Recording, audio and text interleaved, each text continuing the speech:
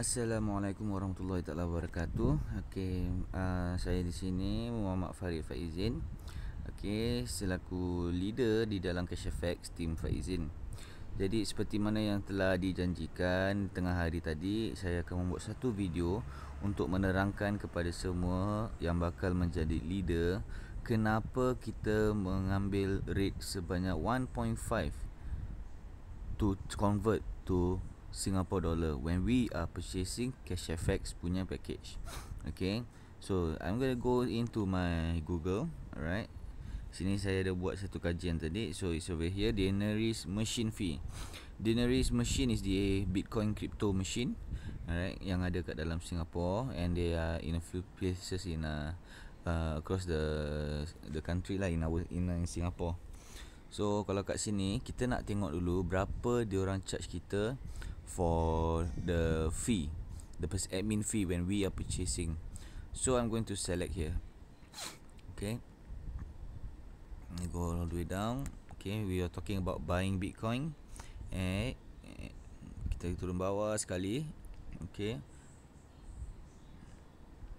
This is all the places yang ada Bitcoin machine. Let me read up to you. Kita ada satu dekat Funan Lifestyle Mall. Kita ada satu dekat Paya Lebar Quarters, where I usually get my Bitcoin pasal tak ada ERP. We got the Arcade Raffles, that's in town area, Collyer Quay sana. We have at Capital Plaza. Alright, and Plaza Singapura juga. So kat sini, let me just give you an example. I'm gonna take the one Raffles, Paya Lebar Quarter, PLQ. Berapa percentage admin fee yang kita kena bayar apabila kita membeli Bitcoin? Di sini sudah terletak, nampak tak? Bitcoin, when we buy, the percent as of right now is 5.8%. Kenapa ada star kat situ? Because this rate is ever changing based on the market price. As you can see kat sini, percentage fees are independently calculated by Coin ATM Radar based on actual price at machine and market price. Might differ from rates claimed by operator.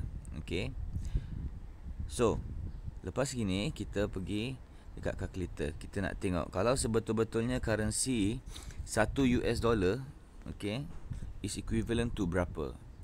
Singapore dollar 1.36. But we are taking 1 US dollar as 1.50. So let me do the calculation for all of you, so you guys have a better understanding why all of us that already invested in CashFX had to pay 1.5 in the beginning when we purchase our package. So this is 1.36 live rate. So contoh, kalau kita beli $1,000 USD package, reason I'm using $1,000 is because it's easier to calculate it by multiples of 1. Alright, times convert to Sing dollar, berapa kita kena bayar? 1.36. Kita ambil ini 1.360. So kita pergi Bitcoin machine, kita masukkan 1,360 Singapore dollar. How much will we receive worth of Bitcoin after the process? Minus 6%. Or in that case earlier kita nampak dia letak berapa persen, kita revert balik. 5.8%. So di sini kita minus of 5.8%. You see, this is the amount that we are going to receive when we purchase the Bitcoin at the ATM machine, 1281.12. Now kita pergi balik dekat currency exchange. Apabila kita receive 1281.12, berapa USD yang kita dapat? Nampak? $941.14. Kalau this is the amount that we receive, macam mana kita nak purchase $1,000 punya package dekat CashFX? We are still short of $60, or to be exact $59, right? That is the reason why kita ambil daripada new prospect 1.5 punya rate when we convert to Singapore dollar. So contoh, ada orang nama dia Cik Ton. Cik Ton nak invest $1,000 USD. Kita masuk Bitcoin $1,000, kita ambil daripada dia 1.5.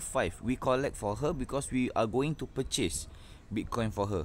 And for your info, in Singapore, you want to purchase Bitcoin at the Denari ATM, you have to be a registered member, whereby you have to key in your IC number, your telephone detail, handphone number for verification purposes, and this is under the MAS regulations. Okay, so kita dah ada 1,500, so we put 1,500 inside into the machine. Okay, it will minus off 5.8%. Okay, it will minus off 5.8%. We will receive 1,413 worth of Bitcoin. In Singapore dollar is 1,413 yang kita nampak sekarang. So kita pergi balik, kita dah dapat ni amount, kita pergi balik sini 1,413. So kita tengok worth of Singapore dollar 1,413, berapa USD kita dapat? Kita dapat $1,038 1 sen USD dollar. With this amount, barulah cukup untuk kita purchase kita punya 1K USD package. Faham? Saya harap semua faham yang kenapa kita nak kena ambil. Pasal apa? Kalau kita ambil bulat-bulat based on sini bulat-bulat kita ambil 1,000 and kita collect daripada prospek kita 1,361.26. Tapi apabila kita sebagai leader yang dah register, kita belikan Bitcoin kepada orang, we come out short of $60 yang saya kirakan untuk tadi. Okay, 1,361. Okay, saya kirakan balik. Okay, it's very easy to calculate. 1,361 minus 5.8% admin fee, 1,282. Okay, so kita key in Sing dollar 1,282. USD dollar is, this is the amount earlier I showed you, 941. Macam mana nak beli package? Ini untuk satu orang kurang $60. A leader takkan nak kena top up kan?